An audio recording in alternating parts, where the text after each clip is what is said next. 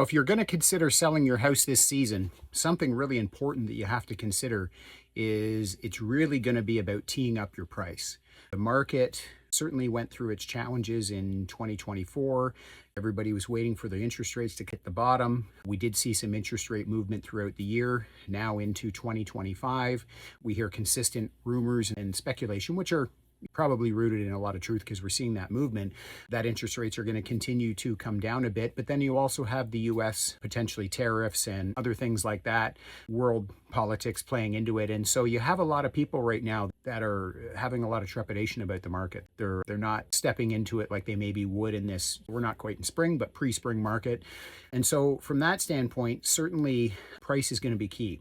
The one thing I've been hearing for the last number of months is people want a deal. And I always say this, there is no deals in real estate. There's none. There is zero deals in real estate, because if there is a smoking deal in real estate, everybody runs to that and then they bid that house up. And guess what? When that house actually sells, the sale price that's on it, it's not a deal. In a lot of cases, you look at houses like that, and that's ridiculous. You can't believe what they paid for that. But at the end of the day, that's the reality. So houses that are a deal, people that say, find me a deal, they don't want to bid on those houses. They don't want to bid on them because they're not stupid. They don't want to get caught up in that.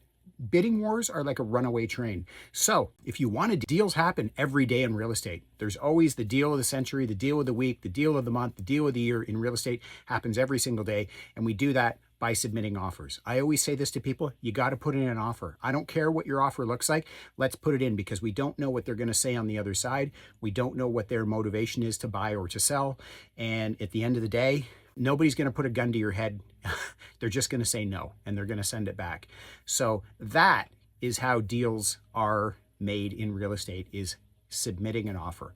So buyers, you're not going to do it from an armchair. I'm not going to call up another agent and say, hey, do you think this client will take $200,000 less for the house?